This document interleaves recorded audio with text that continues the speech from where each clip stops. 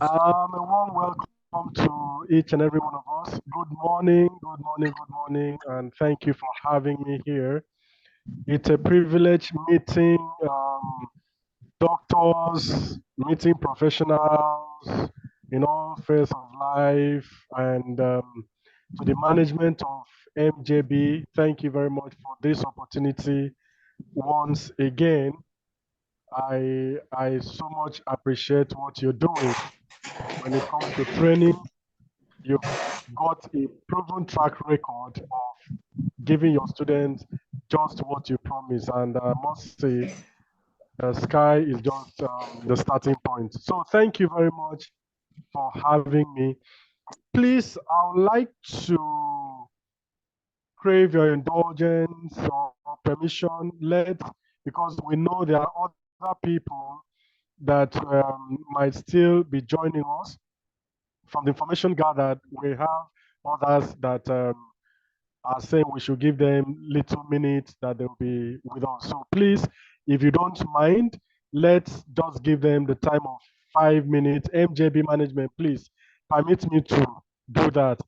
Just 5 minutes so we can have other people come in and we start. We don't want a situation whereby we start and they come in, oh, I missed it, where are we, this and that. So let's give them 5 minutes of time and then we come back, please. Thank you It's very okay, much sir. for that. All right, sir. It's So okay. It's okay. by my time, it's 4 minutes past 10. So by 10:10, we'll be back. 10:10, we'll be back. Thank you. Yes, Yes, sir, good, we can hear you. good morning. Good morning.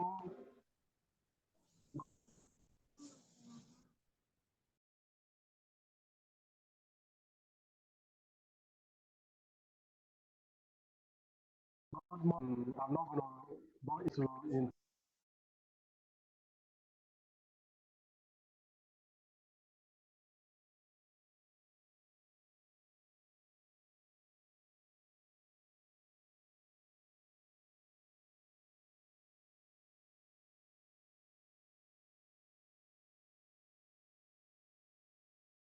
management for the next 2 hours.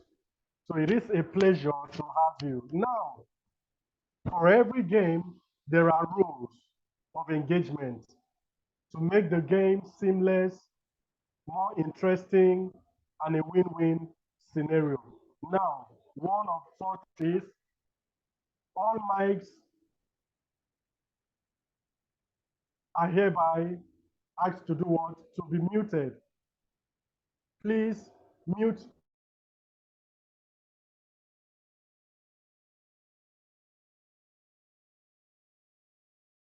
You only be asked to say something, contribute, make your opinion when you are asked to do that. Secondly, in my class, I hate it when I talk to myself. I like an interactive class because I'm dealing with professionals. As I can see, I have professors and what have you. Okay, somebody says my audio is not very clear. I hope it's better off now. So let's contribute where necessary. If there's any information, any question to be asked, put it on the platform and we'll address that. A question is posted, please do well to contribute. No matter how you believe you're correlating, just say something. I'm here to learn. Okay? You're equally here to learn. So let's try as much as possible to keep that in mind and we'll be good to go. Thank you very, very much. Now we are looking at logistics. We are looking at distributions. Are three big words, very gigantic. How do we simplify? How do we mystify this so that we can enjoy ourselves? Okay, please, can you see the slide? Please, can you put your slide mode on presentation mode? Sure, yeah. Thank you very much. We'll do just that. So we are looking at logistics, we are looking at distributions, and we are equally looking at management. In other words, we are looking at it from a different aspect. Let's say in a family, you have the husband, the wife, and the children, or the child. Each of these three entities have their distinct functions to play within the home front. So the child will not carry on the function of the father, neither will he carry on the function of the mother, and vice versa.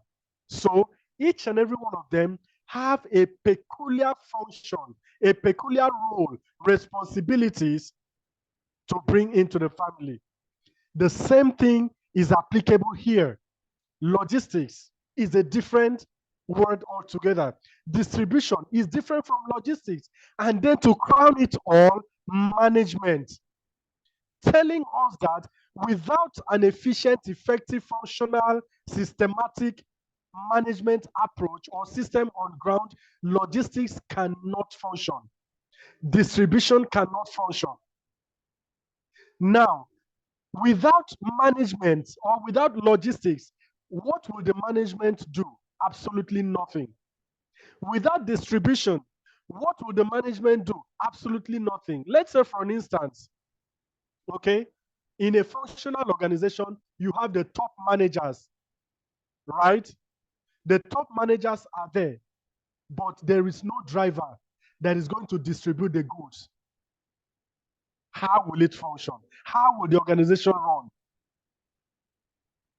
The top management system is in place, but there is no functional logistics department. How will such an organization run?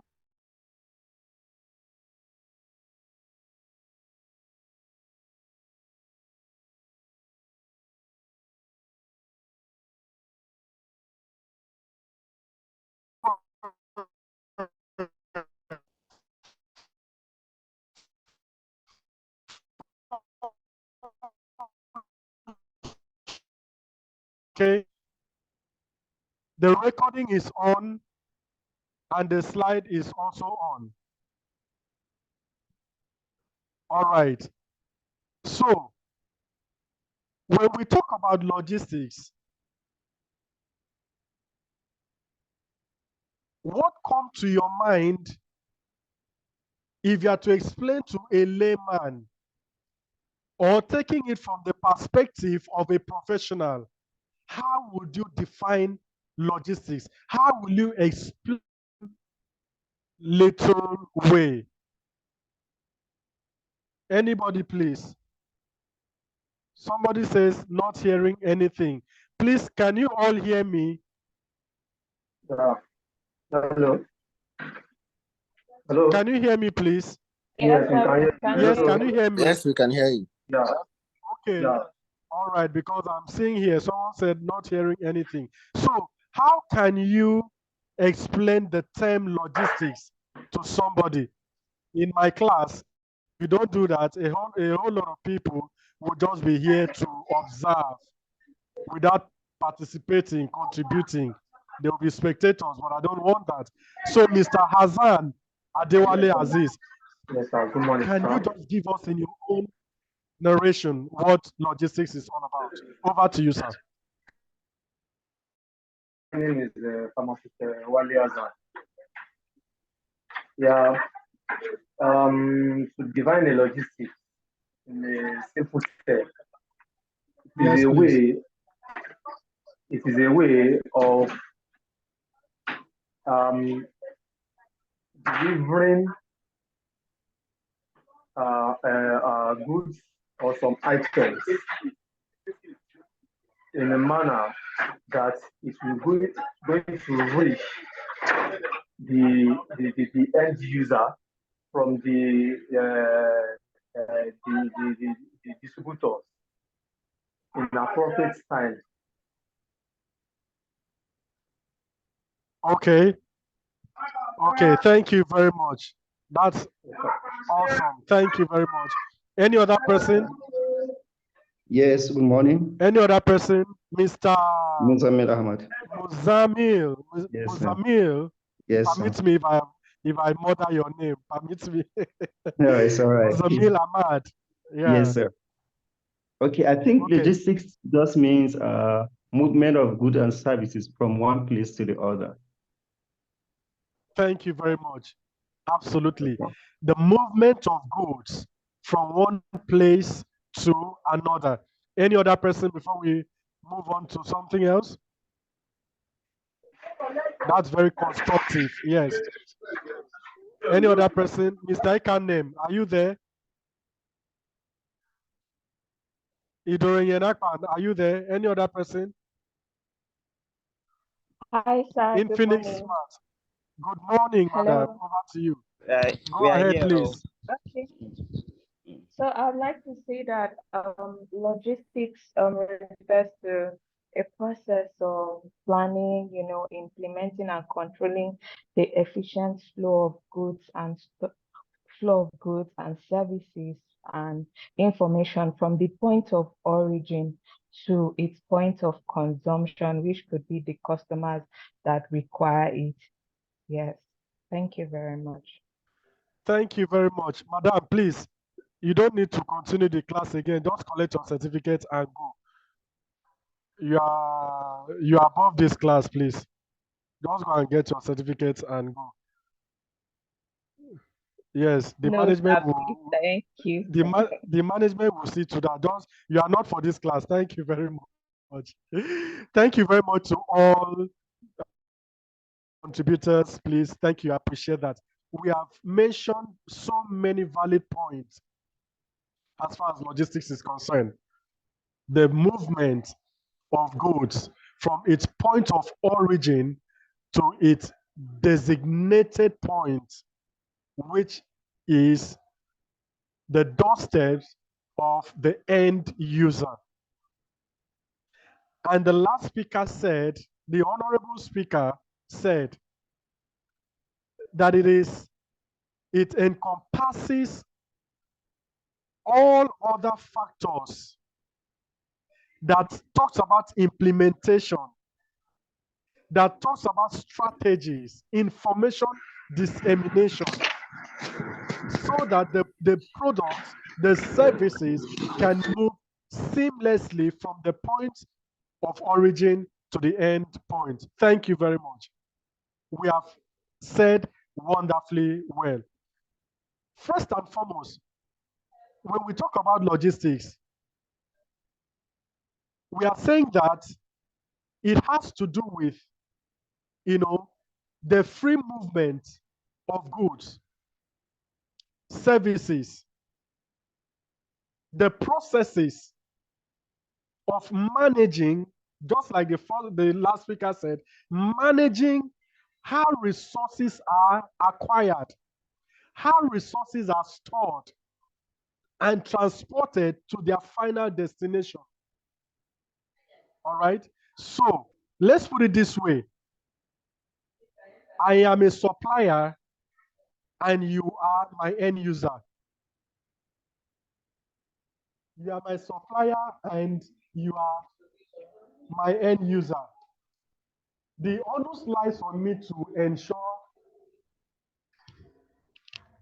that I do not have any issue when it comes to, distributing this product to you. Everything that I will need in order to ensure that this acquisition of materials, the storage and the transportation is done seamlessly. That's exactly what is my paramount concern. Okay? That's my concern. Now I want to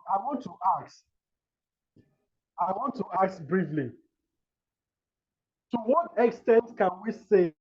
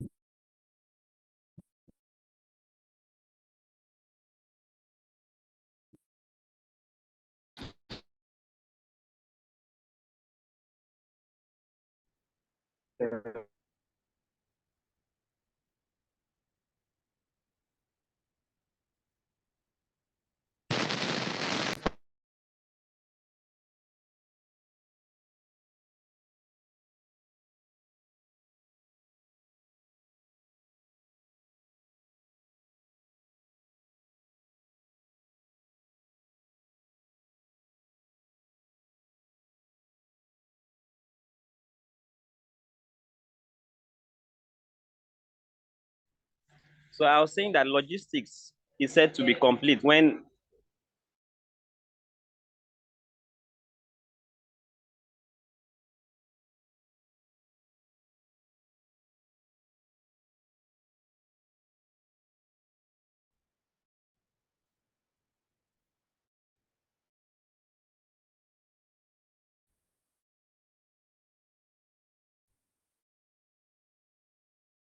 that must be involved for the completion of a full-fledged logistics.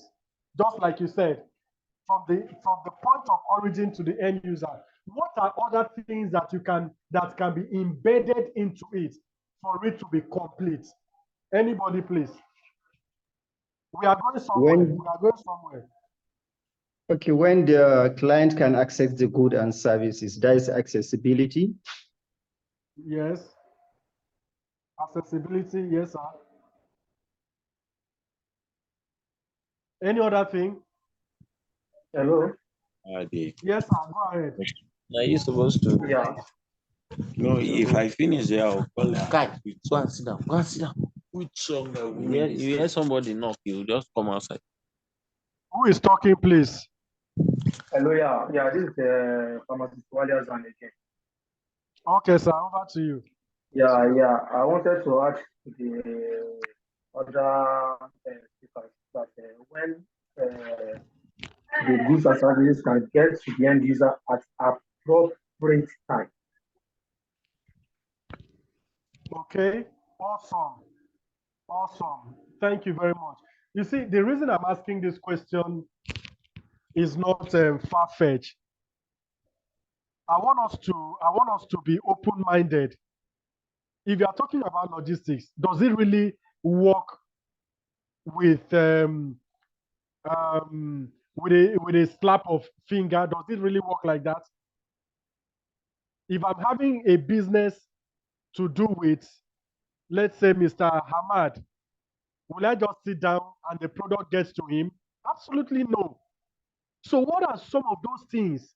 Number one, I expected somebody to tell me about effective planning.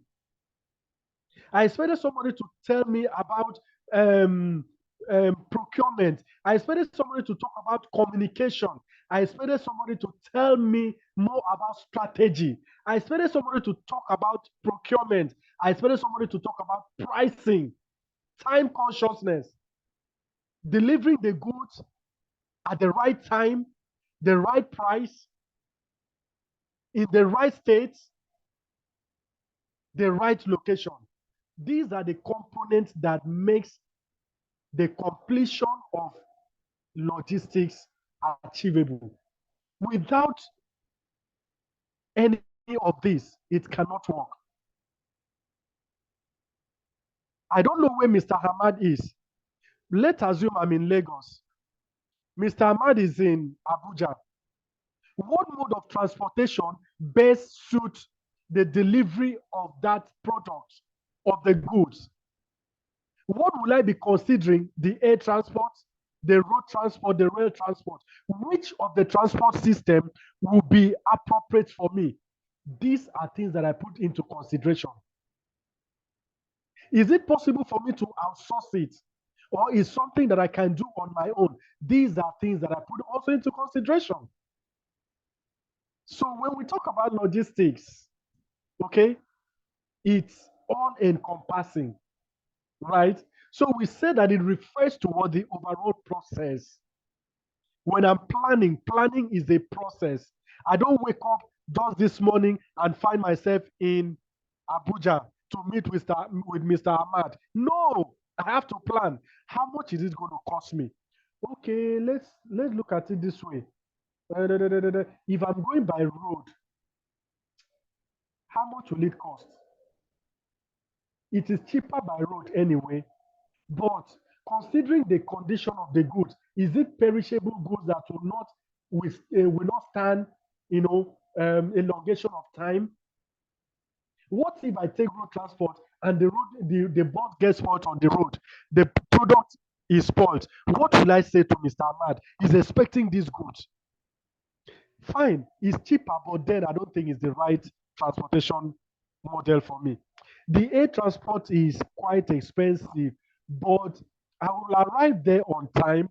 The goods will still be in the right condition, in the right shape, and I will deliver. And I might even come back the same day. What am I doing? I am trying to process my planning so that I know which one is suitable for me. That is process. That is planning. I'm trying to strategize. Okay, what if I decide to outsource it to another logistics company to deliver on my behalf? What are the advantages and the disadvantages? Will it cost me more? How reliable are they? How trustworthy are they? How cost effective are they? What is their habit of managing or handling materials? Because my main aim is to satisfy my customer.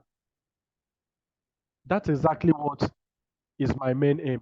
So we said managing how resources are acquired, stored, and transported to their final destination. Logistics management involves identifying prospective distributors and suppliers and determining their effectiveness and accessibility. Logistics managers are referred to what? Logisticians. I'm trying to do what? Identify what? Prospective distributors. I want to have business to do with Mr. Hamad. But the question is, how is Mr. Ahmad kind of business? Is he a reliable person? Have I done my due diligence? Or I am just moved by sentiment? Oh, if you hear the way Mr. Ahmad talks, he speaks fluently.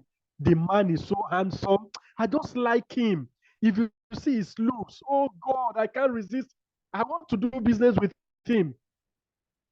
That is fictitious. I'm carried away by the outlooks, not considering the inward. Does he have a track record of trustworthiness?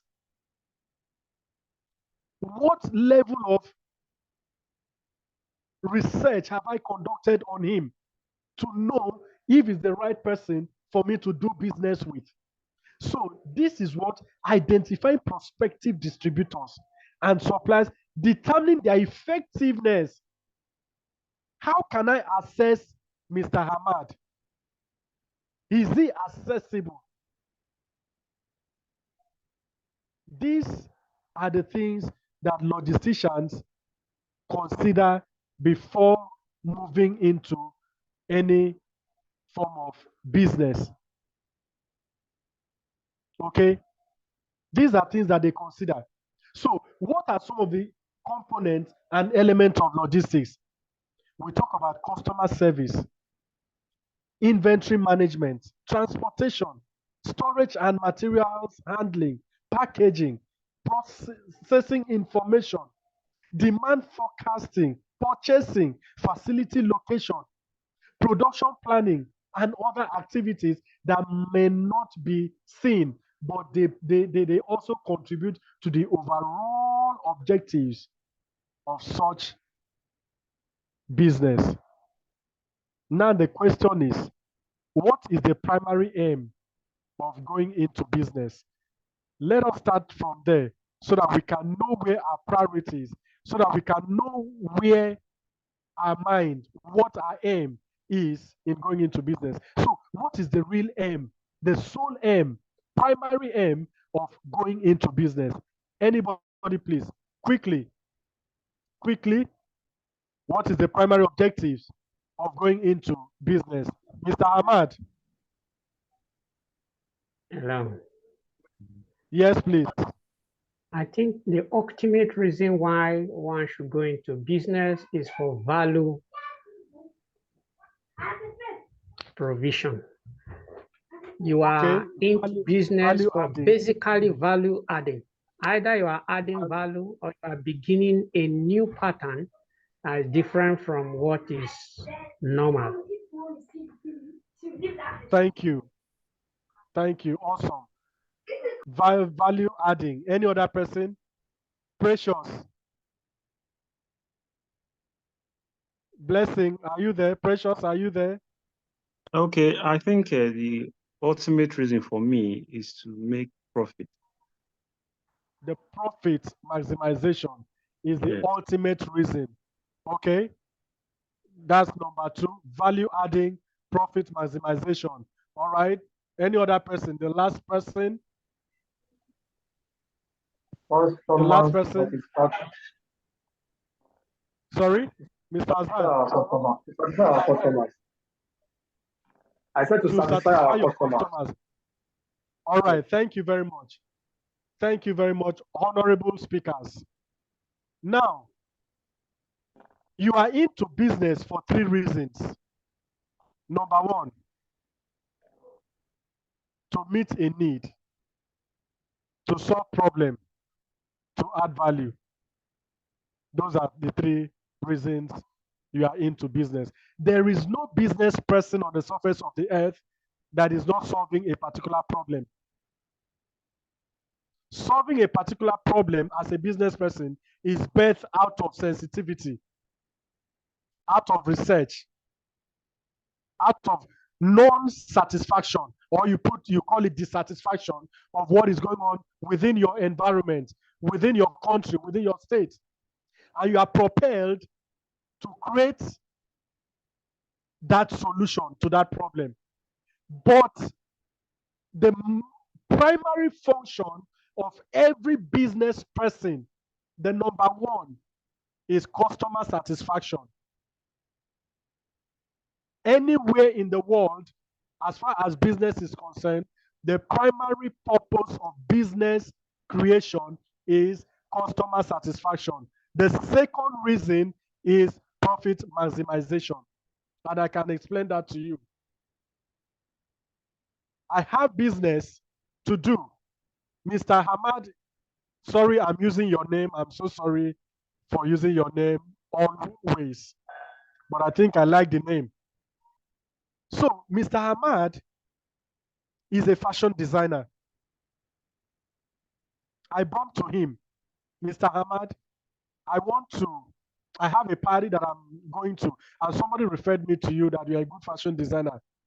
He said, okay, what do you want?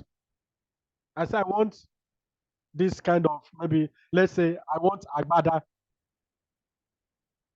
What is your budget? I explained to him, no, Mr. Gabriel, you see, with the current economic situation, things are expensive. This thing is not going to be, see, I won't make profit, this. Mind you, Mr. Ahmad is knowing me for the first time. I'm equally knowing him for the first time. He decides to go all out to make the attire for me with no profit made at the first instance. He only break even, but he did not make profit as would have been expected. The material is given to me. I attended the party where you have big men, big boys in the society.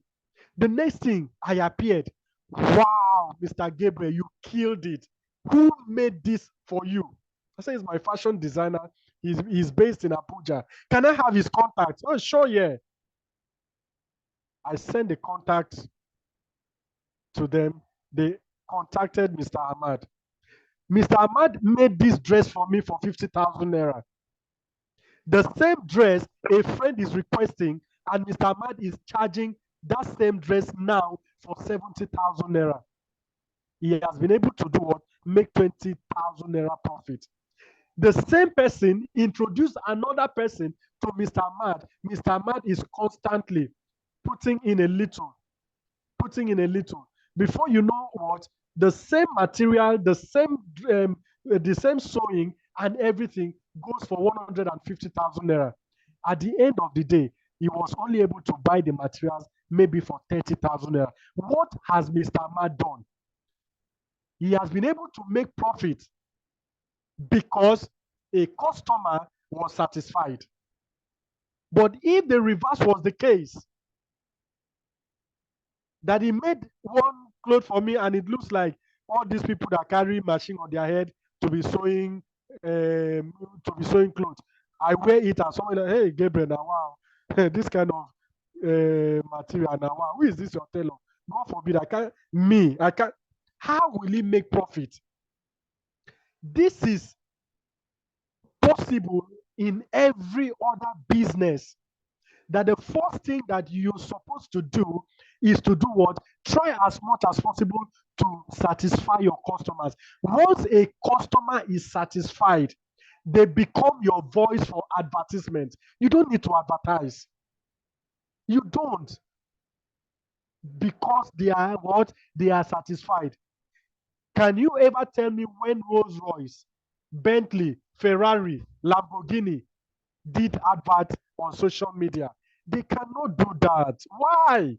Because they have their own satisfied customers. So, as a logistician, you might be working for a company with the mind of having your own company in the future. Have this in mind. You are not going there to make profit at the instant, but you are going there to satisfy your customers, and your profit will automatically, naturally begin to roll in for you. People want to be, charge them anything that you want to charge them, provided you give them the best of service, they are ready to pay. So back to the components. We have mentioned inventory management, taking control of what is available in the warehouse, what is not available, what came in, what is remaining, and what have you. These are the various components and elements of logistics. Okay, so we talk about management. Some of us are in various management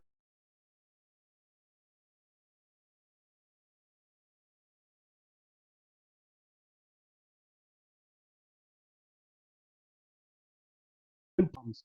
And with this, it makes coordination. Management talks about planning. Management talks about supervision. Management talks about coordinating. Management talks about strategy. That is what management is all about. So you can imagine when you infuse all of these points that I've mentioned into logistics, it gives you a comprehensive definition of logistics management. You cannot carry out an effective logistics management if there is no coordination. How do you coordinate? If there is no control, if there is no supervision, if there is no planning, if there is no strategy, you can go nowhere. You can go what? Nowhere. So that is exactly what it is. Logistics management tends to plan, implement, and control multiple processes that ensure that effective functioning of storage and movement of goods, starting from the origin to the final place, is achieved. I have sent a staff out for delivery. Do I need to leave that staff incommunicado? The answer is no. That is part of managerial function.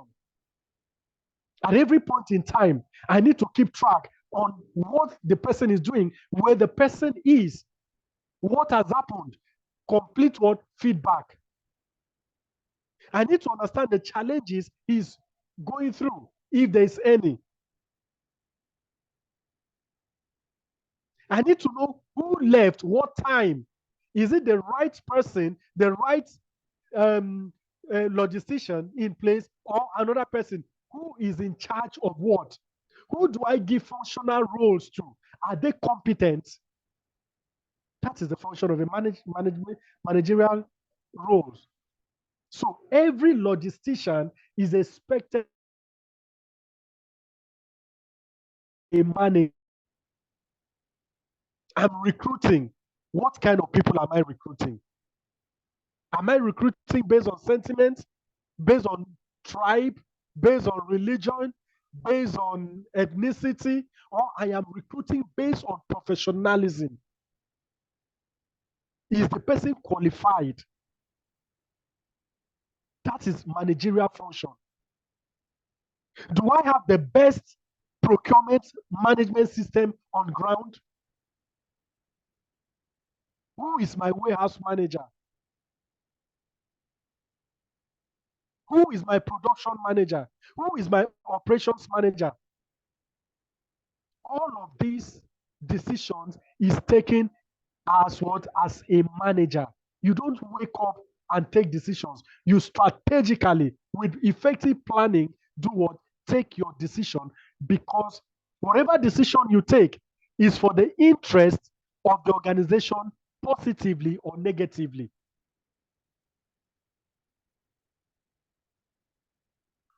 Okay? It also involves activities such as the warehouse that we mentioned, the various items, inventory control, raw material accumulation, planning, supply, and demand, etc. It leads to the vast array of supply chain processes. The main goal of logistics management is to reduce the company's overall operational cost and increase the customer satisfaction. Can somebody explain that line for me? That the main goal of logistics management is to reduce the company's overall operational cost and increase the customer satisfaction. Can somebody explain that, please? Mr. Ahmad, are you there?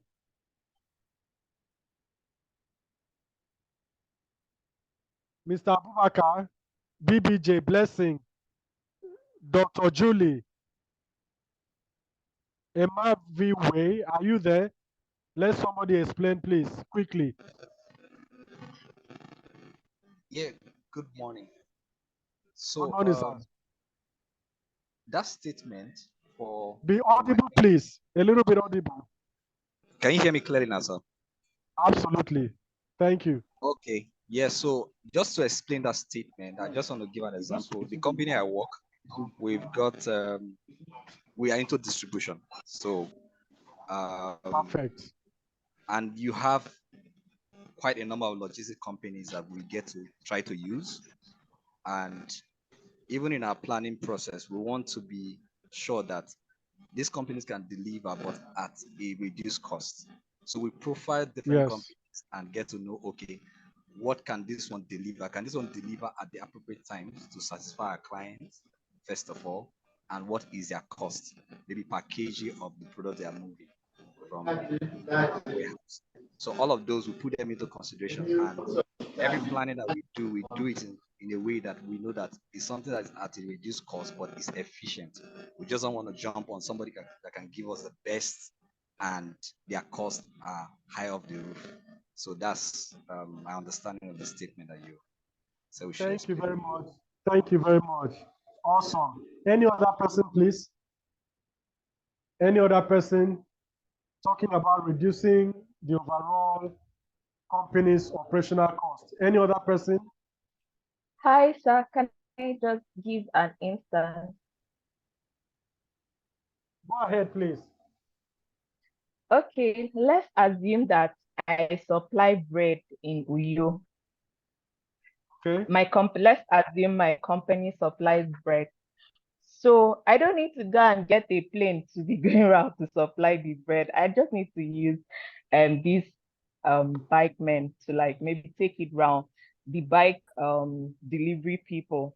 That way I have reduced the overall cost, because maybe if I'm using plane to supply it, maybe the cost will be like, over the roof. People will not be able to buy it. But if I'm using bike, it will get to everybody on time, and people will be happy. They'll be willing to order for more. Yeah. And Okay. I'll still make my profit. Okay, thank you. You are talking from the scope of being limited to just your location. Okay. What Yes. if, let's assume I am in Lagos and I want like maybe 5,000 loaves of bread on a daily basis. Can your bike person do that? No, I would definitely consider the cargo, Okay. the flight cargo, to deliver it to you, and I would put the cost there. Yes. Okay. Thank you very much. Yeah. Any other person? Abraham Sado, are you there? You want to say something? Abubakar? All right. In the absence of no other person contributing, yes, trying as much as possible to reduce companies' overall operational costs is very important. But at the same time, you must put in to consideration other factors. Okay? If you are running on a global scene, global logistics, the most important thing is just being strategic. Every decision you take is born out of effective or non-effective planning. So if I am to distribute to people outside Nigeria, is it viable? What will I be able to do in order to satisfy the customers, and at the same time, I am on a profit-making level? It boils down to what? Planning, strategic planning.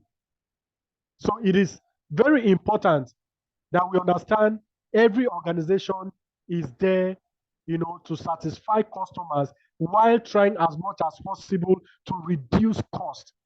Anything that I can quickly do, that just like the last speaker said, I am distributing within my state. Why do I need to go through, trying to get Uber when I know I can conveniently, provided they give you the service that you want? I can use the bike people. They deliver right on time, meeting the customer's time. The product is in the right state, not the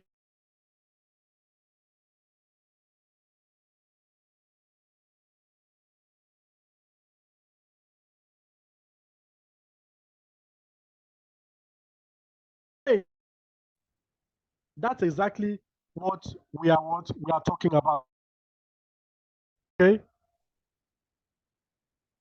Now we look at the importance of logistics management. So what important is logistics to you or to your organization? Just two people can speak. Just two people.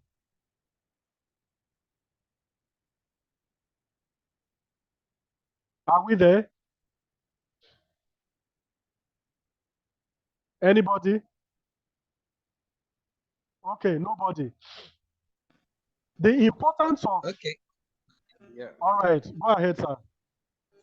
Yeah. So logistics management is very important, because if you are a company that deals probably with distribution, as most company, every company, one way or the other, they get to have something to do with distribution. either of a goods or a services. Yes, so managing logistics management is very important because it will determine the success of that company and um, how that company can grow to become profitable, which is also a very important aspect of a business. So if a business is into distribution, like I mentioned earlier, of goods, and they're able to manage their logistics properly, it means that they're going to get more clients, get into their to getting products from them, and that way they are maximizing their profits. So management of logistics is very, very important to every company. Thank you very much. Thank you very much. No business that we have today that are not involved in one aspect of logistics consciously or unconsciously. No business. And it can be proven. Any other person, importance of logistics management. Importance of logistics management. Any other person? I'll quickly itemize my number one, it will enhance satisfaction of customers. Number two, Yes. reduce the overall cost of the company. Number three, Okay. it will enhance your profit making. Okay. Let me just stop there. Thank you very much. Thank you, sir. Just itemizing them. Yes, one of the importance of logistics management is that it boosts efficiency. It boosts what? Efficiency. It also gives visibility to your business. It gives what? Visibility to your business. It boosts business profitability, just like the last speaker said. So once a customer is satisfied, what happens? Profitability is the next thing. Right? When you give an improved operational, services, which will make your clients, your customers, not wanting to leave you for any other person. You are the one dictating the tune and they dance to it. Why? You have been able to build the trust in them and it's difficult for them to leave you. So one of the importance is that what it boosts what business profitability. Okay, it improves customers' experience. When you give me a satisfactory service, I can decide to spread the news to other people, right? You'll be able to know, okay, what did we do? How were we able to satisfy this particular customer? Why did the other customer complain? Something must have been wrong. We have been doing business with him before. He's not, he's never complained before. Something is wrong somewhere. So when you have a functional logistics management system in place, we are able to know those that are satisfied, those that are dissatisfied. For those that are satisfied, what do? We sustain the satisfaction. For those that are not completely satisfied, what do? We improve on our satisfaction package, right? So it allows company to communicate effectively with the customers and provide fast and quality service to them. We are able to know, okay, this customer was not satisfied. Why? We can have, a feedback from them. What did we do that you were not satisfied? Actually, the driver came in. I was not communicated to. I was not called. They came in and the time I gave to them wasn't this. They have valid point. Now we know this is somebody that pays premium to time.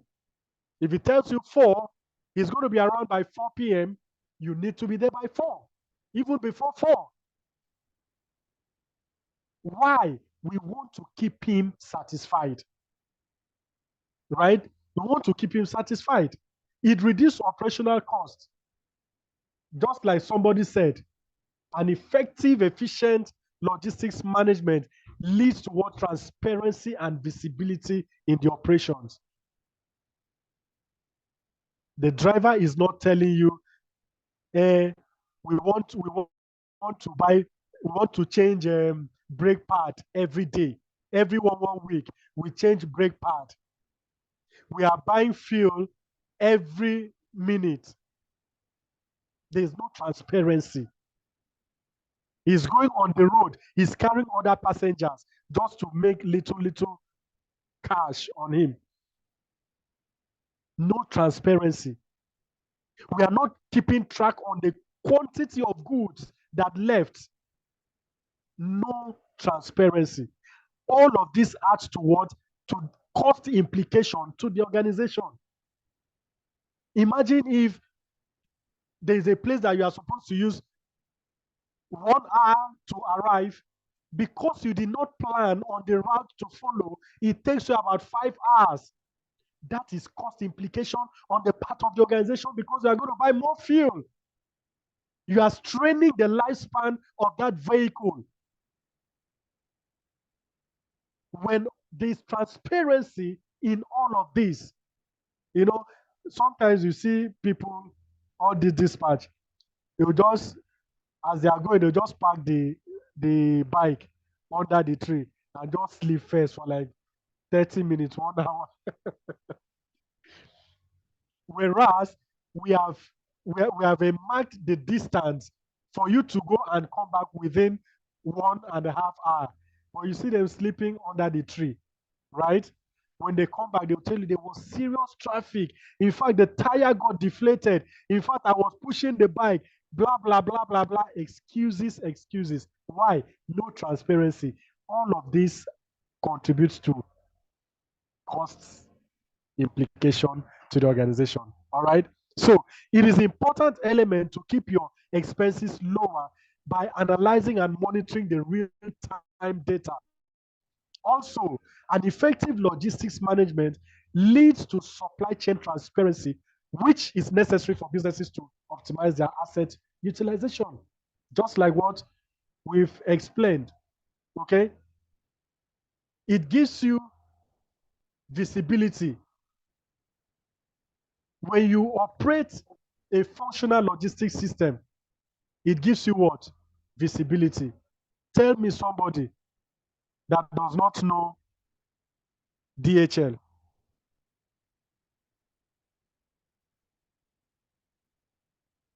There's no one that doesn't know about DHL. No one. DHL is everywhere. Why? They are visible. DHL is what? Is everywhere. Why? Because they are what? Visible. Everywhere you go to, they are there. Who does not know God is good? God is good motors. There were other logistics companies, transport companies that I remember back then. I won't mention the names of the transport companies. Back then, while I was still in school, from Lagos to Ebonyi State, will be at a military base. They will just come, pick us to school and bring us back. Where are they today? They are nowhere to be found. Why? Things has actually changed. They cannot compete favorably with other logistics companies. They are no longer what? Visible. But talk about GIG today. Talk about GUO today. Talk about ABC Transportation today. They are what? They are visible. Why? They have the best logistics management system in Nigeria. That is what we are talking about. It ensures seamless delivery. When you do the right thing, delivery becomes what? Becomes seamless. You don't struggle for it. It comes what? Automatically. That is what we are talking about. Now, what are some of the challenges that is faced in the logistics company. Anybody, please. What are some of the challenges that is faced in the logistics company? Anybody?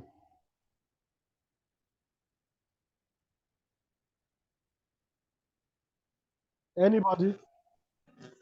I think one of the major things I would just say briefly is our transportation system. The road system is very poor. Road networks. Our roads are bad for the ones that do road. Yeah, and then for this is both now. If you go to the one of flight as well, the consistency is not there as well for flights. They could delay flights, leading to not delivering products maybe in a timely manner to get to the final consumer. That's one of the things I could just say. All right. Thank you, sir.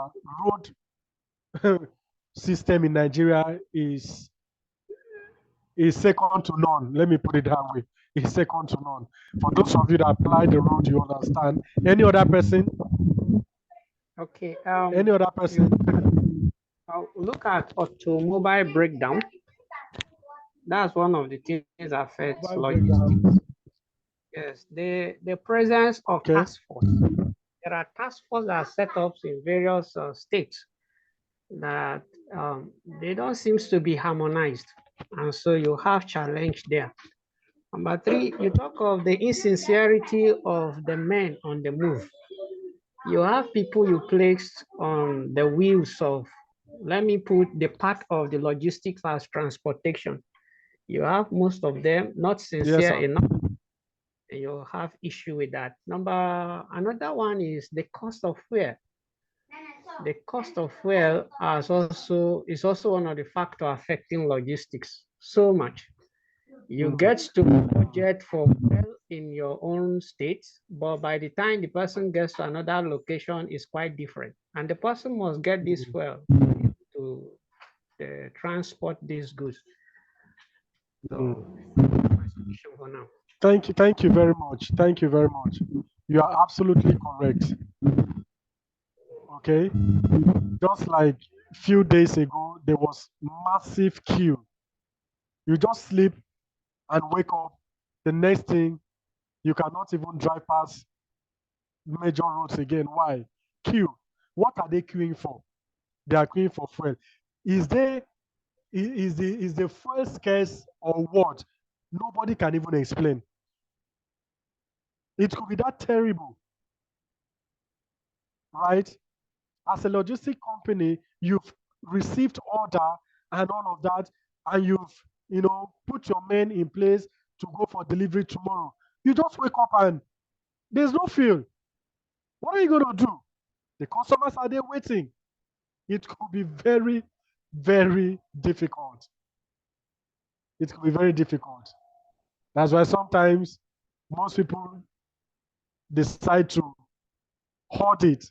You buy as much as you can and keep it, knowing well that in Nigeria, anything can happen. Okay? You buy at 500 this morning, you wake up tomorrow and you are buying it for 700. Somebody went to get fuel yesterday. He said as he was just buying, they were selling at 630 per liter. As they were selling, they just stopped. All of a sudden, they just stopped. 10 minutes later, they said they are no longer selling for 630. They are selling for 650. How do you explain that? Who regulates that? Who gives such permission? It can only be in Nigeria. So these are some of the challenges, okay? These are some of the challenges that the logistics companies actually face. All right. So we are looking at the 7 R's of logistics. Every logistician, every distributor needs to understand these 7 R's. It is very important. You cannot do away with one and get 100% results. The 7 of them must work together. First, the right product. It is in your place. Once an order has been placed by your customer, it is your responsibility as a logistics company to give to them the right product. I demanded for 10, but on arrival, I'm seeing 9. What is the problem? Something is wrong somewhere. It is either the people packaging did not they did not consider the quantity demanded for. Information was not well shared, or someone would have tampered with it. And this can happen when you have trailer loads of materials that they know before he can count up to 3,000, he will get tired. Just put 2,800 and we will tell him that it's complete 3,000. They've been able to do what? Shortchange you by 200 pieces. That is wickedness. And that's what a logistics company should not do, but you have them do it. Imagine I'm coming to Abuja to deliver, let's say, 20,000 pairs of slippers. 20,000 pairs of slippers to Mr. Ahmad. How will he be able to count that within a day? So I can just say, okay, as you see, you trust me. We have actually been in business for the past, and I'll start sugarcoating. Just move everything to the warehouse. It's complete. That is wrong. For him to accept, it is also wrong on his own side. For me to give him less than what he ordered for, I'm also wrong. So the right product, the right quantity, the right condition, in business, we tell people, for a second, put yourself in the position of your customer. It's as simple as that. For a second or for a minute, put yourself in the position of your customer. If what you want to give to your customer, if you were the customer, what would have been your reaction? If you will react negatively, that's exactly how your customer will react. If you would have reacted positively, that's exactly how your customer would have reacted. So the right condition of the product must be intact, the right place, the right time. We are time specific, we are time bound. Let our integrity be seen in our management of time. For any reason, it has to be communicated. You don't assume or take things for granted. The right customer, and of course, the right price. For every product that is given out, you need to understand the right price for that product. If that price is going to scare your customers away from you, or it's going to get them endeared to you, you have to, as a matter of what, conduct comprehensive analysis of that price. Is that what is obtainable in the market? Are your close competitors having the same price range? What if theirs is even higher than mine? Is that a yardstick also for me to take my own higher as well?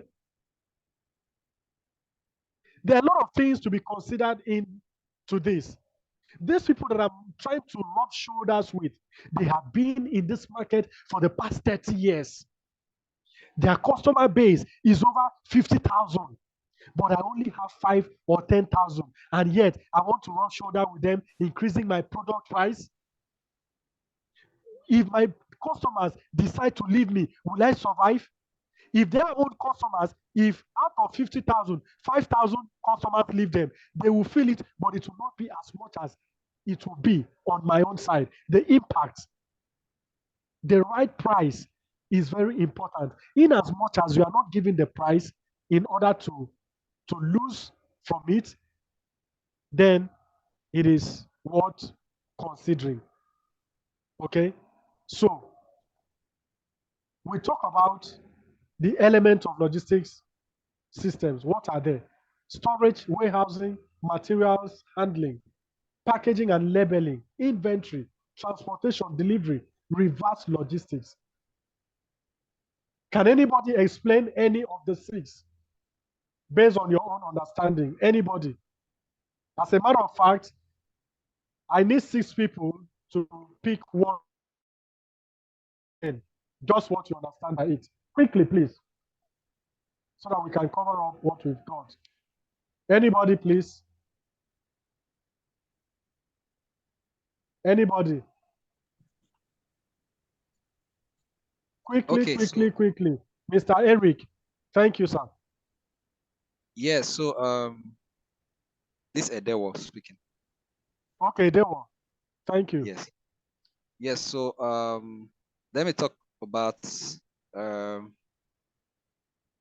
actually talk about everything, but let me just talk about number 2, packaging and labeling. Packaging and labeling. Okay. All right, sir. So if you're distributing products to, for example, a client, you want to label it properly. One, because the reason is that you don't want the product going to a different person.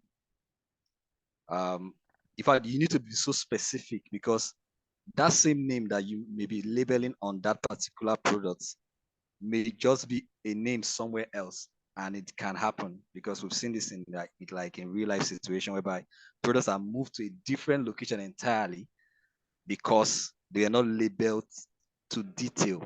So detail labeling is very, very important. Like, and the package, you should also put on the packaging, if are these products, are they fragile? Is this something that you don't, that can be broken, maybe if they're not well handled? So when you're packaging, you put all of those in consideration. You want to put maybe things that can help to protect them from breakage, even with maybe a turbulent maybe road and the rest. So those are very key factors that you must put into consideration for packaging and labeling. Thank you.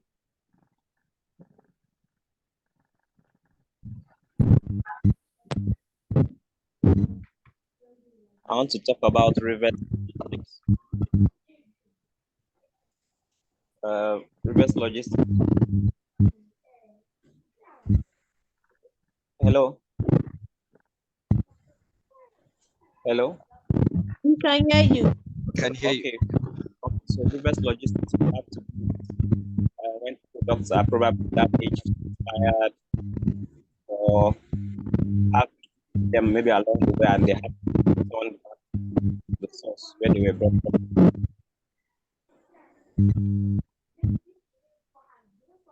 Thank you. Okay. Yeah, it's Eric speaking. I want to talk about that number 1, storage, warehousing, and materials handling. I'll be specific on areas where people make mistakes. I think at this level, there's none that doesn't know what it means. But when you look at storage and handling of materials, heavy materials in terms of warehousing should be kept in such a way that their gravity of the ground level is low to avoid breakages. Okay, in a very layman language, light materials can be stored up, heavy materials should be stored down. Breakable material should be stored in such a way that it reduces the risk of breakage and loss. Then handling of material. If you are privileged to go to the East, when they package breakable materials for you, the way they handle the materials, even you that is going to transport it, you will be happy transporting it. So why handling materials? We should look at the fragility of the materials in logistics system. Thank you.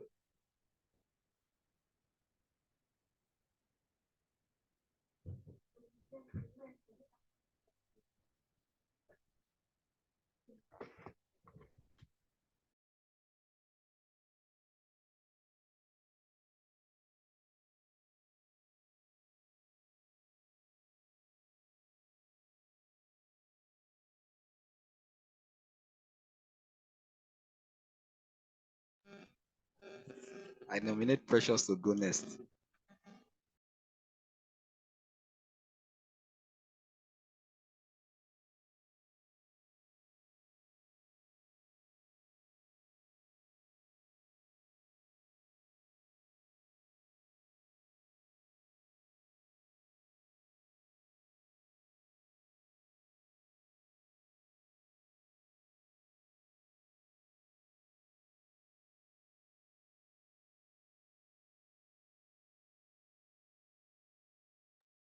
Blessing Asuko, are you there, please? Go ahead. Or any other person.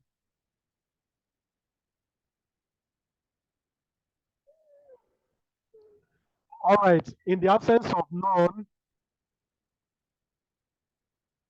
can you all hear me, please? If you can hear me, just let me know you can, so we can proceed.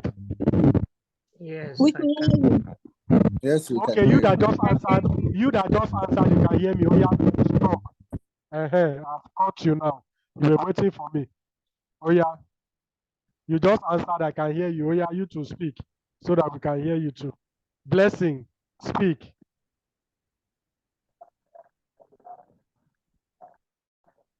Zaharadin, over to you. Your mic is on. Yes, sir. You can go ahead, sir. Go ahead. Inventory, transportation, and delivery. Which one are you picking to discuss?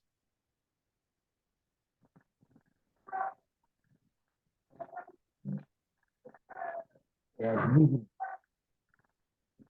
Okay, I guess he's not here with us. He's not here with us. Ekan name, are you there? Hello. Yes, go ahead, please. Hello, can I be heard? Yes, go Yeah, ahead. sorry, We my can hear network you. is really bad. Okay, yeah, good morning, everyone. So I want to speak Good morning. on inventory. All So right, good. inventory management is a very key element of logistics system. What it entails is just keeping track and ensuring proper documentation in terms of movement of commodities. So once any item is removed from the shelf rather, it needs to be documented to ensure accountability. That's why inventory management is a key element of logistics system. Thank you. All right, thank you very much. We've all spoken well. Starting from number 1 to number 6, we talk about transportation, movement of goods through different means of transportation, by road, by rail, by pipe, and what have you. Delivery, ensuring that the right product is delivered on time to the right person at the right time, the right prices, and what have you. All of these are things that we will discuss further and in depth as we move on. Talking about reverse logistics, of course, we have so many types of reverse logistics. Okay, and like some of us would have experience or experiences. You've ordered something online, the color is harsh, or let's say it's lemon. You saw it online, lemon, and upon getting to your doorstep, it's orange. So what are you going to do? It is called what? Reverse logistics. We have these experiences. Everybody, especially if you are one that patronizes all these online, distributors and sales and all of that. So in due time, we will talk about it in depth so that we understand exactly what it is. So those are some of the. Now look at the warehouse management system, how it works. This is the central warehouse. You have the forklift.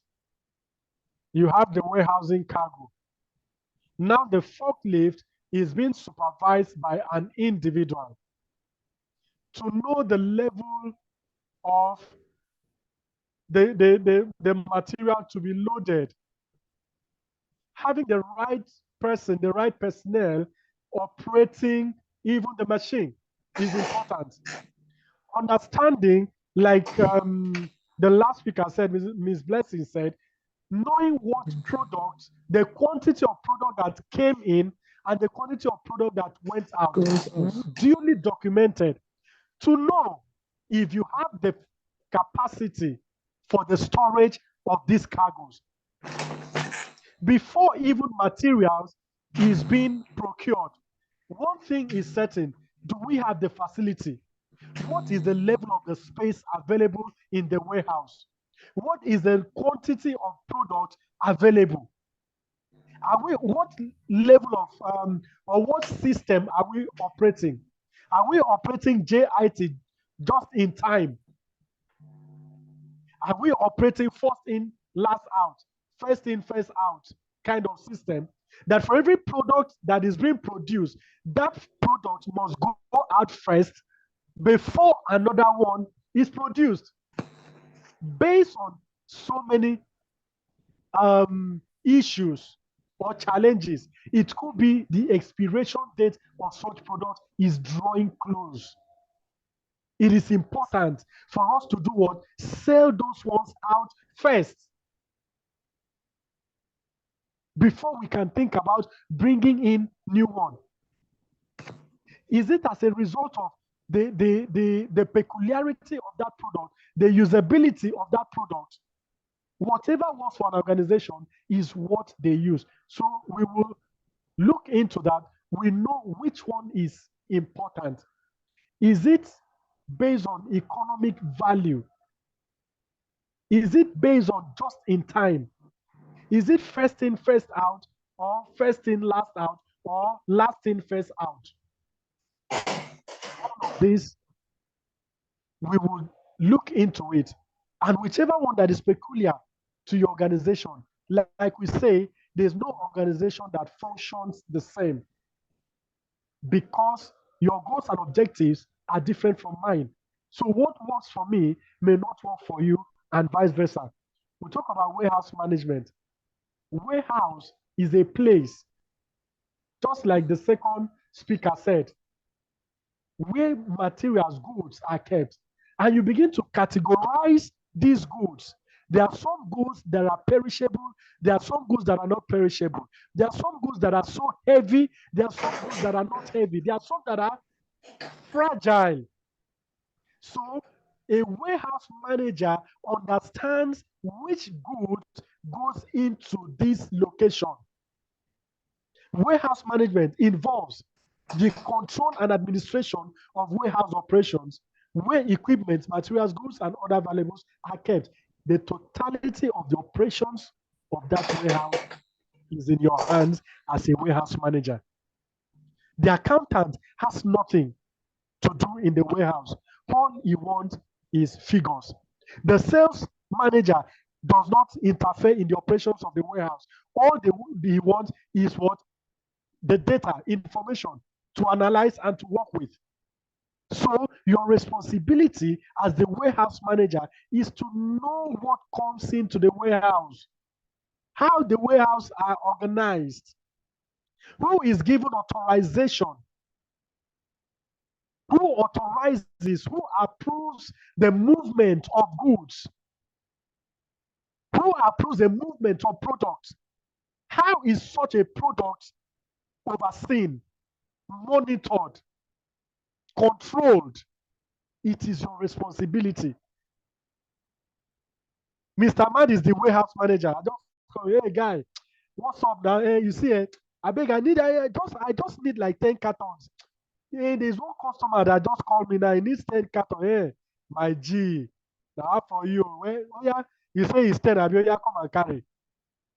Does Mr. Man know if I have connived with somebody to move 10 cartons of the product out of the company for my own selfish interest? He doesn't know. At the end of the day, the warehouse manager will be held responsible for releasing such amount of cartons without documentation, without papers to show authorization. There must be a process. There must be what? A process.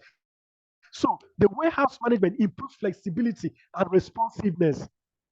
We are able to know at a glance what is available. With that, such information helps us to take more orders from our customers.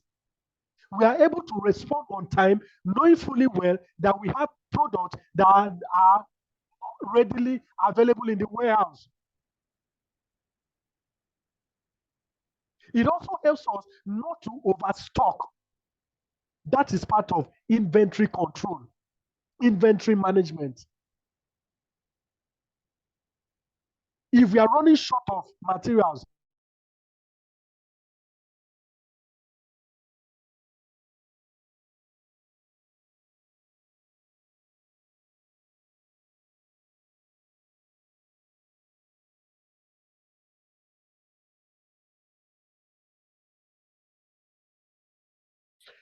we have XYZ number of products available. And looking at this side, I think we have this available also.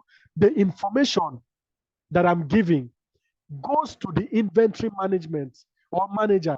The inventory manager gets the same information to the procurement team.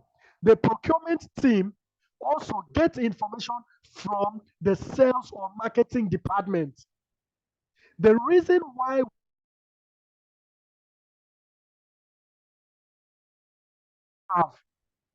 we will not overshoot it, but manage it effectively. Sales department, in the month of April, how many products did we sell? What quantity? Which of the products gave us the highest sales? Which of the product is dragging? Product A is gaining attention in the market. Product B is slightly, it's actually dragging. That gives us an idea on which of the products to focus more on, which of the products to improve. The marketing department, what are the people saying in the market concerning our products? What can we do to improve? What can we do to gain more hand? Now, the marketing department gives information to the sales department. The sales department gives information to the logistics department or inventory. The inventory gives to the warehouse. That is how information flows. At the end of the day, the procurement department knows exactly the quantity of materials to procure. The procurement department knows exactly the quantity of materials to procure, not because of what the people, the customers are saying. Sometimes it could be based on economic situation. What if somebody gives you an information? Hey, guy, as I speak to you, one bag of cement in the next 1 week will be 15,000 naira. If you have the capacity and you have a good storage system, now that is 9,000, why don't you get as many bags as you want? We send our analysts out, gather information, analyze it.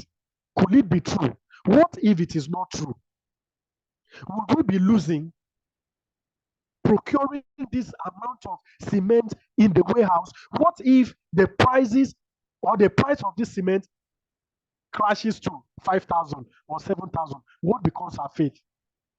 On the other hand, though, what if we do not buy now that is 7,000 or 9,000, and in the next 1 week, based on the information gathered, it gets to 15,000? What are we going to do? That is where the procurement department put their heads together. It is very interesting, honestly. The procurement department put their heads together. Okay, we have a supplier. Now, let us reach a compromise. We go into contractual agreement. What kind of contract are we going to with this supplier? Okay,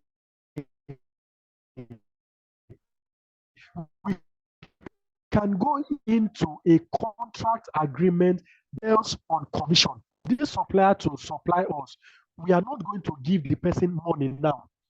we will pay you half, right? When you finish supplying, we monitor what is happening, then we can now pay you complete.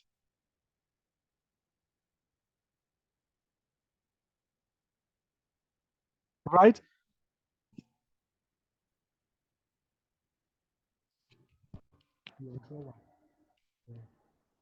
Right? On the other hand, we can say, okay, supply based on economic level. The reason we are going into all of this, we will explain it as we move on, okay? So that in procurement, we understand the different types of agreement that is entered. I can decide to say, okay, Mr. Ahmad, supply me 50,000 quantities. I am not going to pay you everything, but upon completion of the supplies, I will add 5% or 2% to the actual amount. That is concession. He's giving me his product based on trust. I can give him commission. For every one that you deliver, you get a commission. I can do it based on economic level. That okay, what if the price you are giving me at 7,000, I'm buying it from you at 7,000. I'm placing an order for 1,000 units by 7,000. Supply this thing in the next 3 weeks. What if in the next 3 weeks the price of this product happens to be 15,000?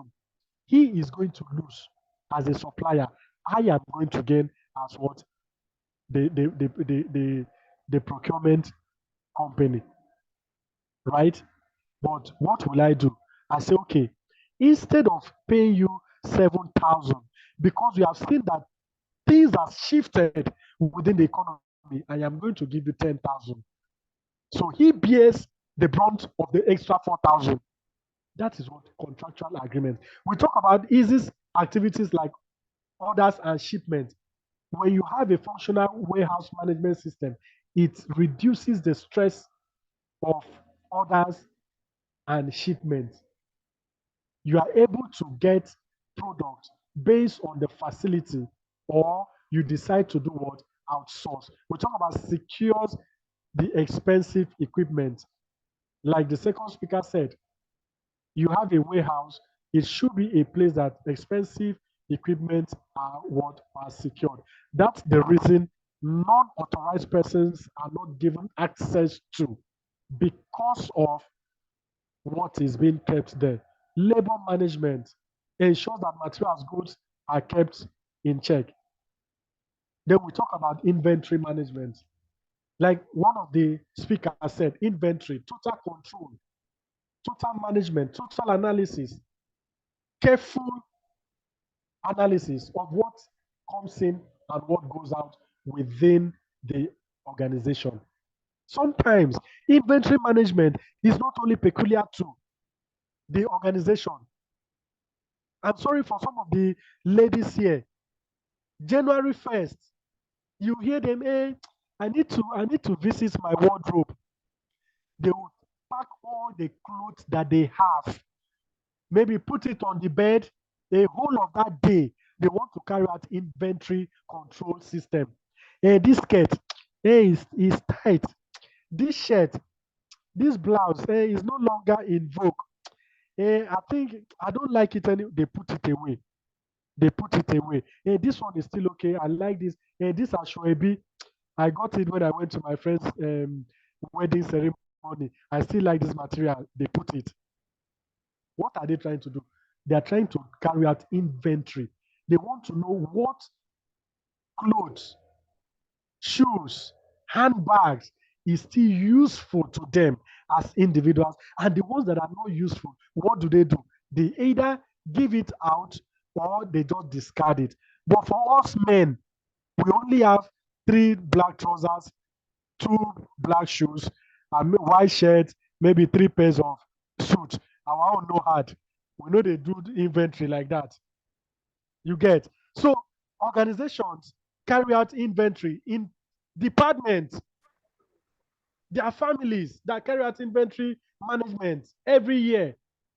Get rid of some of the toys in your rooms that you are not using anymore. Get rid of all the clothes, all the uniforms that you have outgrown. Give it out or throw it away. That is inventory. You are making room for other new intakes to come in.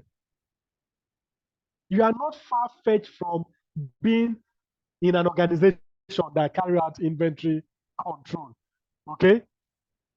So inventory management is the process of ordering, storing, and using the inventory of organization with regards to the type and amount of materials in the storage facility. Materials handling. We talk about the loading, offloading, using the right equipment for loading, using the right equipment for offloading, movement of materials at the point of origin, in transit, and at the point of consumption.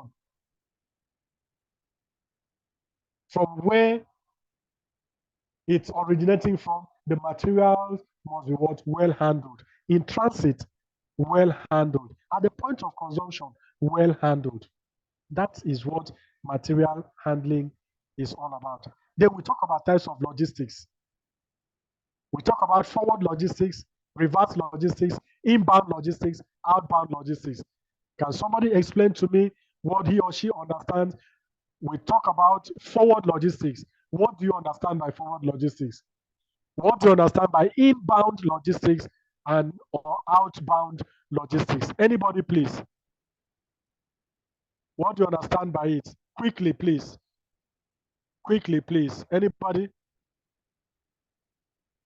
Anybody, please. Anybody, please. I hope you can still all hear me.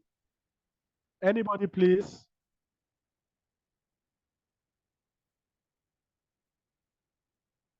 Hello. Please go ahead. I think we are about 20 or 19. Don't allow me to shout now when I ask question. Please contribute. That's what makes the class lively. Thank you. Forward logistics. Yes, Who want to contribute? so I can only say something about inbound logistics. Okay. Go ahead, please. Inbound logistics. So what I understand by inbound logistics is it is a process that involves receiving and storing raw materials that are used in the production.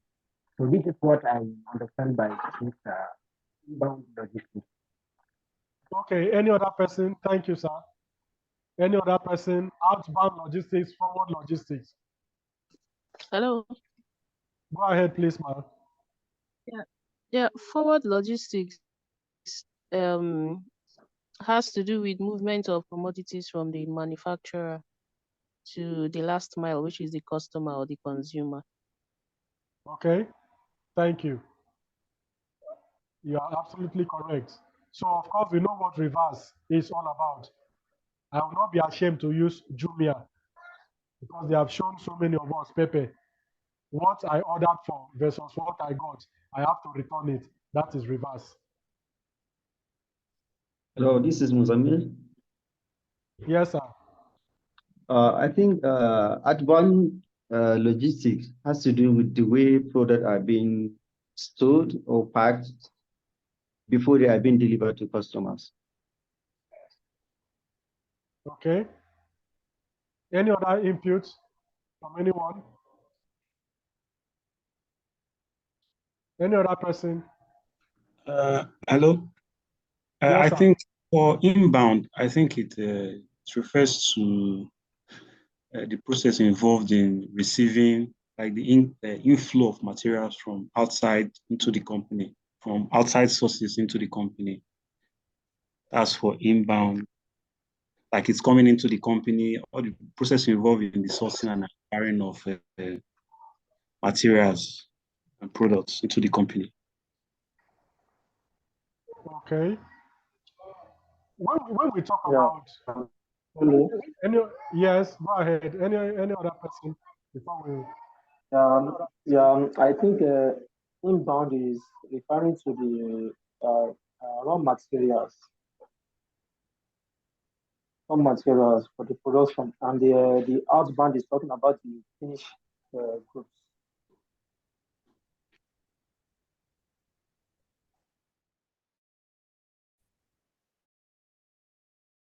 Thank you. All right, thank you.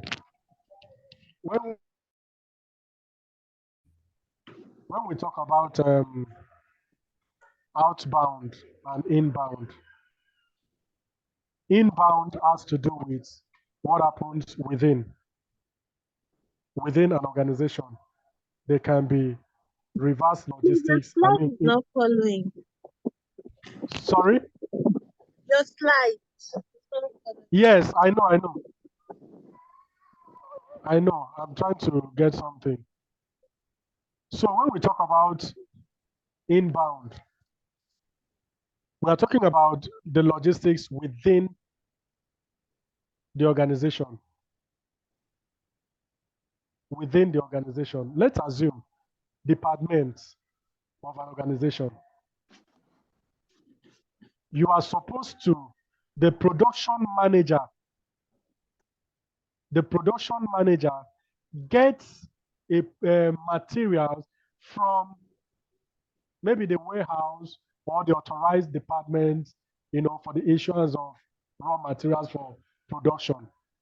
Now you discover that the raw materials has a particular defect. It has gone out on their paper or on the document. It shows that it has been received by the production department. But on assessing the quality of the material by the production department, they also discovered that the material is not actually what they wanted. What are they going to do? They return it to the appropriate quarter that they got the materials from. That is inbound. It is within. And then we talk about the out. It is now between the supplier and the supplier and maybe the seller and the receiver, so to say. So if we are getting a product, a material from XYZ company, we brought it to the company, we discover that it is not, we take it back. It has not gotten to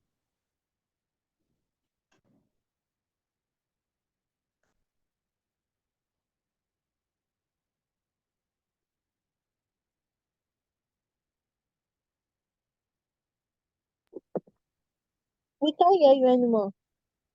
Or rather, I can't hear you anymore. Same here. Same here. I think we lost you.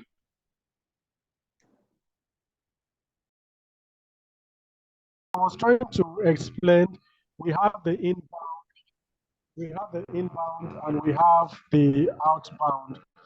All of these plays a very vital role in logistics management.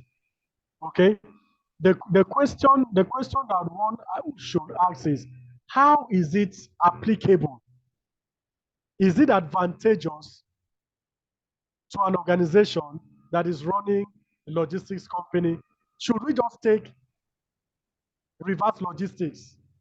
And it's one of those things. No, it has happened. What should we do? So my question is, how does reverse logistics affect an organization? How does reverse logistics affect an organization? Anybody, please. How does it affect an organization? Yeah, so I'll speak in regards to that. So reverse logistics, like you've made some statement earlier on trying to cite Jumia, sorry, as more like an example of what you got versus what you ordered, or what you ordered versus what you got. It doesn't tell well for the company because it's going to give the customer a bad experience. Because for reverse logistics to happen, it means that probably you deliver the wrong product, or you deliver a lesser quality of a product that you promised, or the product probably got damaged in the process of delivering to the client, and the client is not wanting to take this product. So that's the reason a reverse logistics takes place. It means again that there's going to be cost implication, because of course, if you're going to send it back, there is some cost implication to it, and it's going to customer satisfaction is poor. One thing again, then I'll talk about the cost implication. It may lead to things like refunds. You want a refund, or the client wants that product still delivered to them. It's going to take another longer time before the product gets to them, the right product gets to them. So it is, reverse logistics is not a thing that is good for a company, but of course it has to be in place for every company that does logistics. Yeah. All right, thank you very much. We talk about cost implication is not giving the right image to an organization. Any other person, please?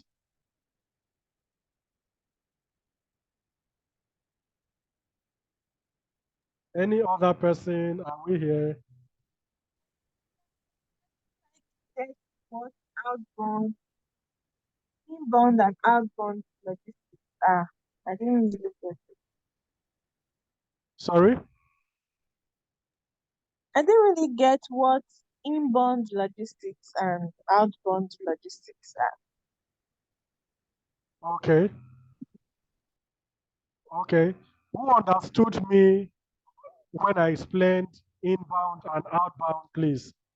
Who did? Okay, so inbound and outbound has to do with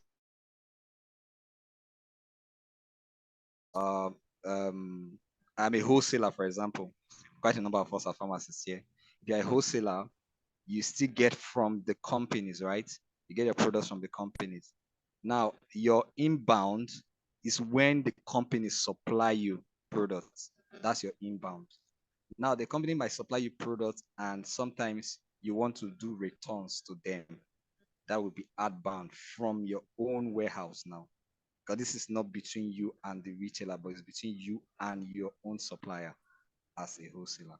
I don't know if I'm correct with that, sir. That's what I understand. Okay. Okay, thank you. Any other person? Can any other person? I think Let me, okay. inbound logistics has to do with within organization, as you said. You know, in an organization, we will have different departments.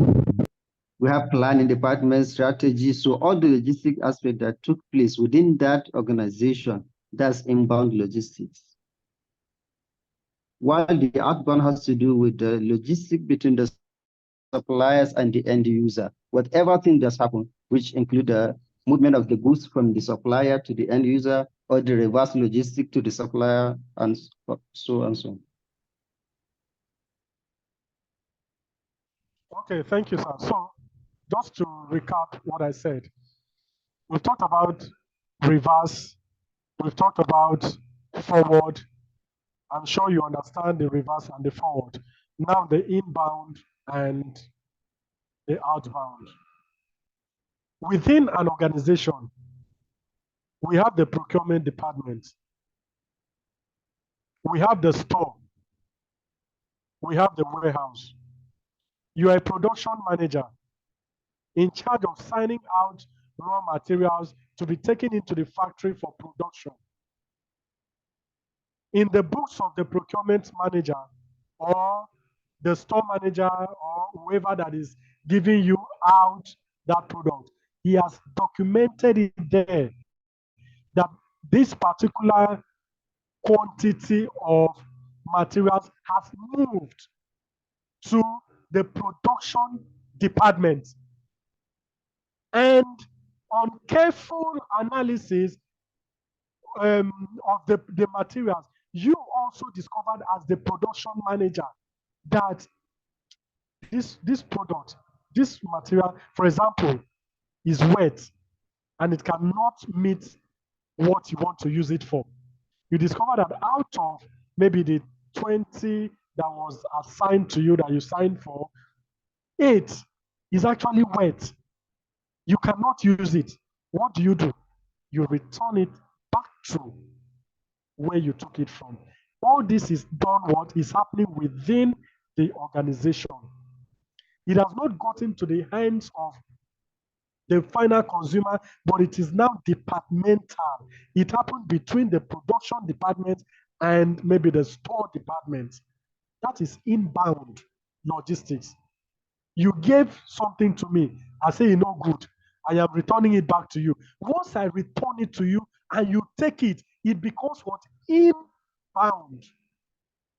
And then the outbound between you and the supplier. It has not still gotten to the hands of the final consumer. The process of this product has not been done yet. The conversion of the raw materials has not been done yet. Maybe, for example, I am requesting for still 50 bags of raw materials from you. It has been supplied.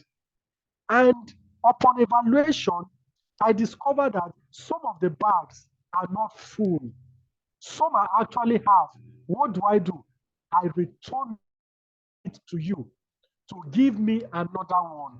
That is outbound logistics between you and the supplier, whereas the inbound happens between you and maybe any other department within that organization. Is it understood, man?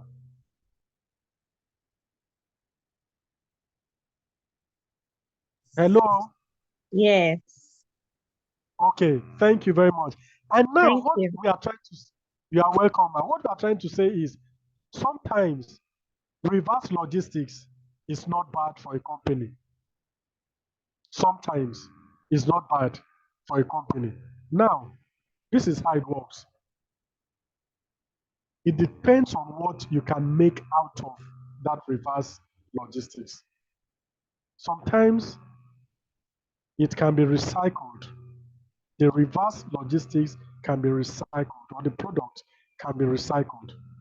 Sometimes it can be amended.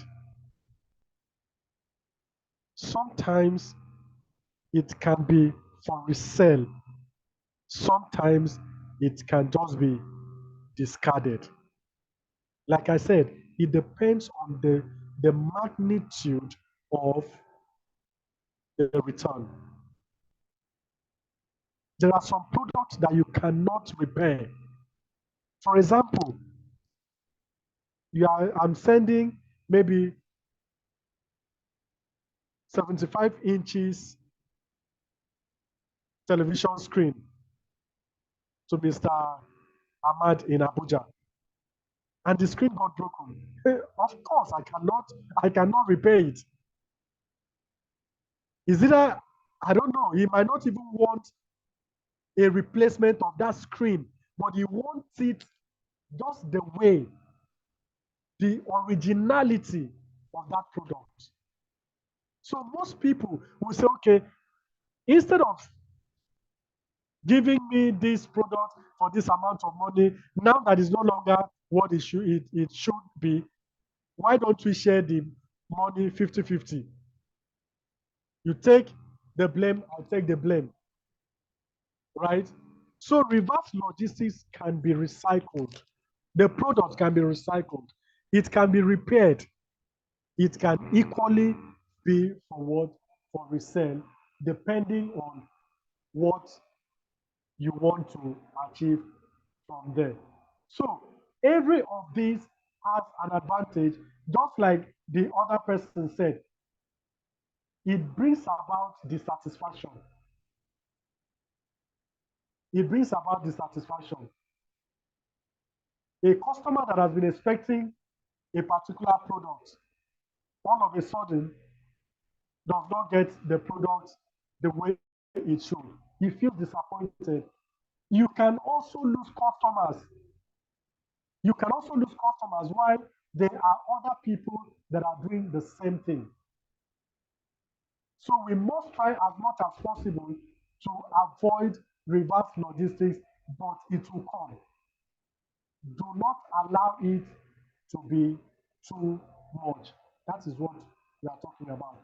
Don't allow your reverse logistics to be too much. So, what are the roles of a logistician? What are the roles of a logistician? Anybody? What are the roles of a logistician? Or you can say the functions, the responsibilities.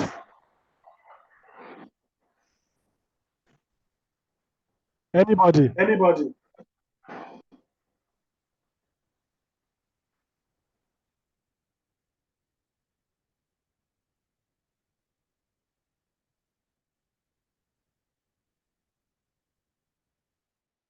I'm still waiting. Yeah, there are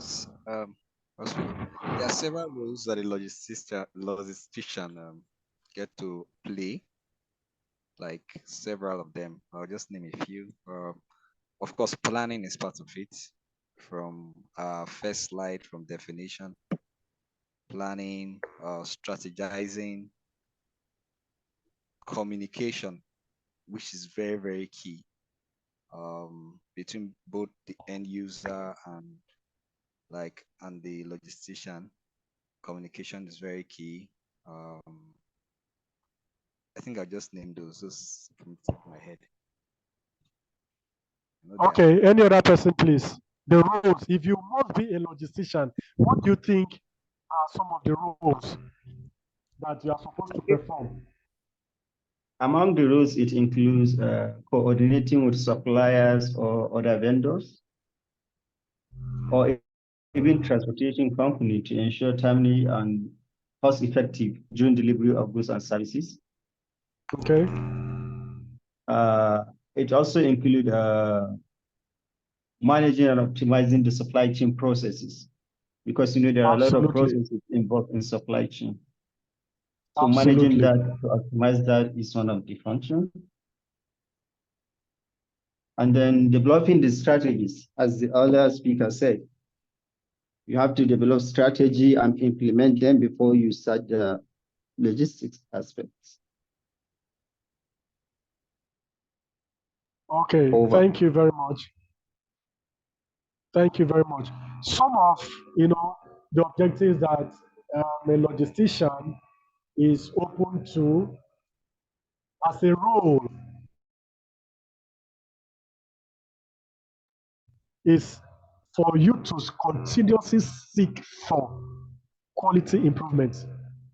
You come into an organization as a logistician. Your responsibility, or one of your responsibilities, is to ensure continuous quality improvement. You don't want things to be the same as it used to. We have moved on. We are in the 21st century where technology application, technology usage is the order of day. But when you came into that organization, they were still living in 1900. Your responsibility is to ensure that there is what? Quality improvement, a continuous one. You also ensure that you try as much as possible to minimize the cost of transportation. Minimizing the cost of transportation. Facilitate quick response to customer requirements. There are some companies that they say any complaint that a customer makes, a response should be given between 15 minutes. Some 5 minutes.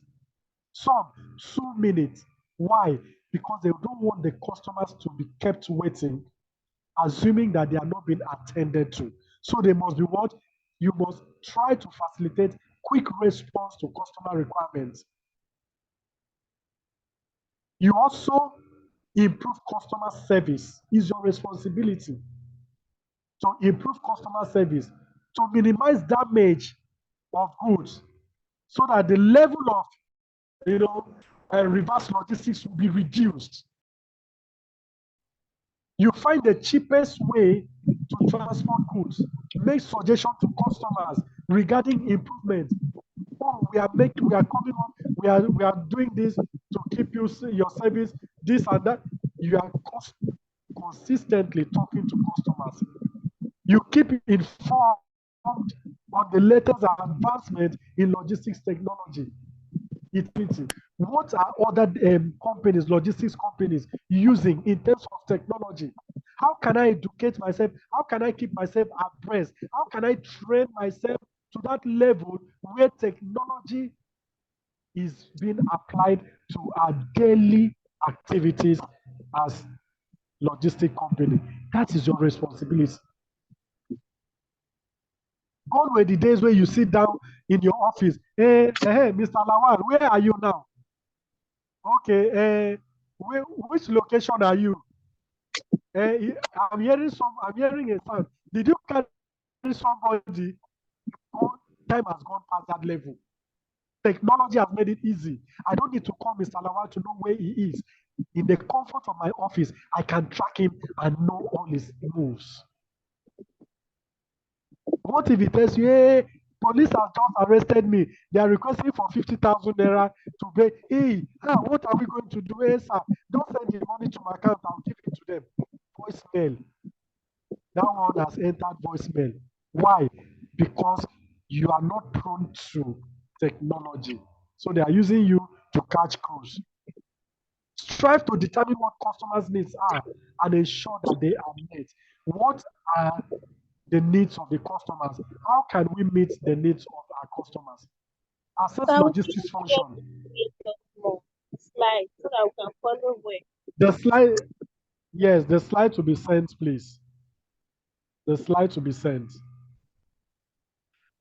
So, assess logistics function and work to improve them.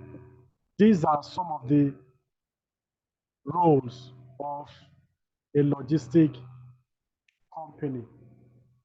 The roles of a logistician, the roles of managers. Please, sir, how many more minutes do we have? Nah. We're exhausted 2 hours already. Your time has, you've exhausted your time, sir. It's supposed to be 10 to 12, sir. Okay, just give me 5 minutes. Let me round up, please.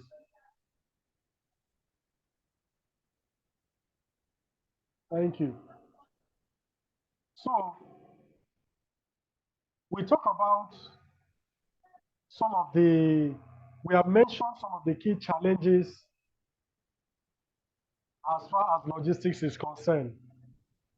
Now, we want to look at what can we do to put the logistics of our organizations, especially in Nigeria, to be visible in the global scene. What are the steps that we can take to be seen on the global scale? Anybody, please. What can we do to be visible on the international scene? I think it involves the use of technology. The use of technology, okay. Any other thing?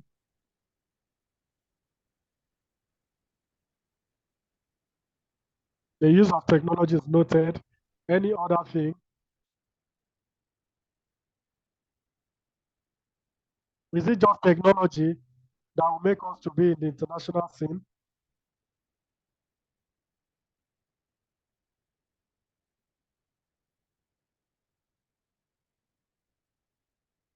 Hello?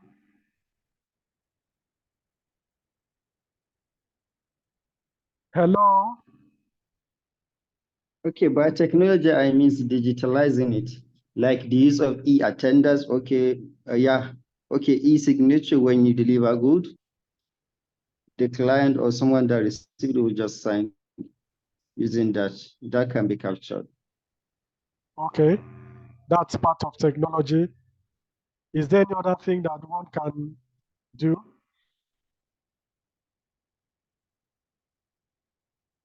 What if I have the technology and then I'm not ready to abide by international best practices. I see myself trying to do things the way I normally do in Nigeria. Don't you think that can also be a factor to preventing me from getting into the international market? Sure, it's Now, one of a the biggest. typical, good, thank you. A typical example is what transpired on the 30th of last month when Airpeace launched its Boeing 777 to London for the first time. And for some of us that listened attentively to Dr. Dr. Yema, what he said, talking about some of the politics, both local and international. Don't forget, Airpeace is also a logistics company because they move people from one place to another. They move goods from one place to another, so they can be regarded as a logistic company. He talked about politics, dirty, according to him, dirty politics. If you are to go into the international scene, are you ready to play the dirty politics? Are you ready to step on toes? Are you ready to shout at people? But I can tell you, you can only do this when your hands are clean, when you have passed all the tests, when you have all the necessary documentations. That's when you can have the morale to do whatever you want to do. So, for us to gain into the international scene, first and foremost, we must be able to abide by international best practices, international standards. How are they doing things over there? Are we ready to, like flying into the airport in London? It is not just any aircraft that can land there. They have their specifications. It has to be Boeing 777. Do you have the capacity? Do you trust the system that you won't just invest heavily and then you fizzle out, losing everything?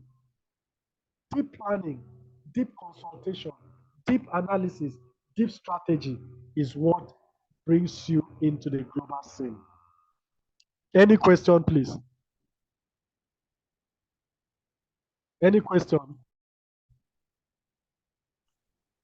Sorry, sir, I lost connection, so I was out of the meeting for like 2 minutes. I don't know what were the things you said that about and I think that's where About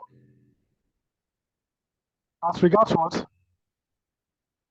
Something that you can do to stay relevant in the global scene. That's what you're talking about when my network took Okay, me out. for you to be able to stay relevant in the global scene, first, you must be a company that will be willing to operate based on the best global practices. How are things done over there?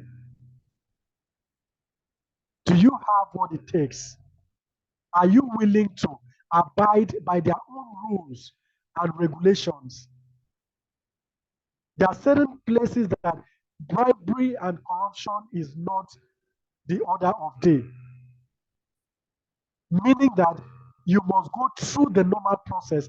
Are you willing to do that? Are you willing to get the required technologies as will be prescribed by the operating system? Can you invest heavily in it? Will you be able to play the politics of both local and international scene? Once you are able to, you know exactly what you want. You see, in business, objectivity is important. I know exactly what I want. I know the reason why I'm in the system, I'm in the business. This is what I want to achieve. Therefore, anything that I can do legitimately that will bring my spotlight That's exactly what I'm going to do. So every business organization, logistics company that is seen in, go and ask DHL. Go and ask DHL, they will tell you what they have done. Ask FedEx, they will tell you what they have done. They've been able to abide by what the best global practices as will be prescribed by the international body of logisticians or logistics. That is the only way. Having your documents intact, that everything that you do passes through due process so that nobody finds you wanting. If that was the case, APs would have been fizzled out if they went through the back door. I'm telling you, somebody would have, like Nigeria would say, cast them. Somebody would have opened them up, say, hey guys, this document, you passed through this back door to acquire it. It is not authentic. Hence, the license would have been withdrawn. But no, they went through the right channel, got all their documentation, got all their approvals from IATA, from NECA, name it. So they cannot be held for any wrongdoings. That is the reason they are practicing the way they are practicing. That's exactly what I said. Any question, please? Any question, please? Any contributions from the experienced people that are working in logistics companies or in distribution companies? Any experience shared, please, before we call it a day?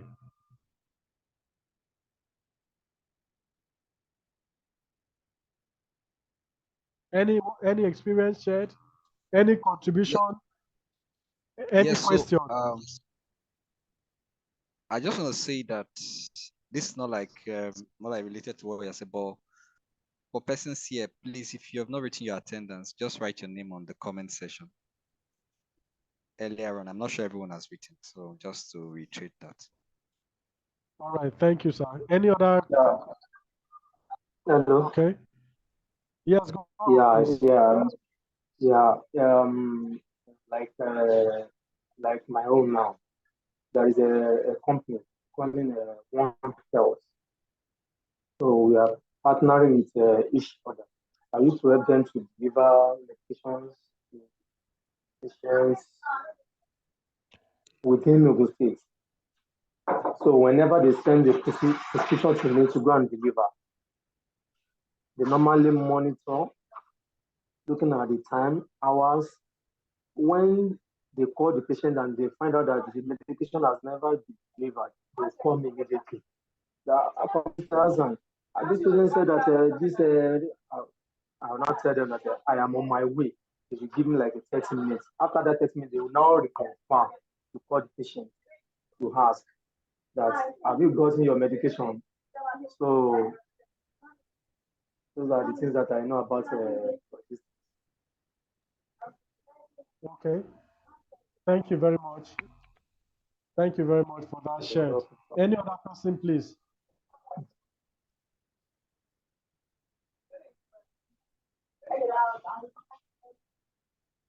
Any other person?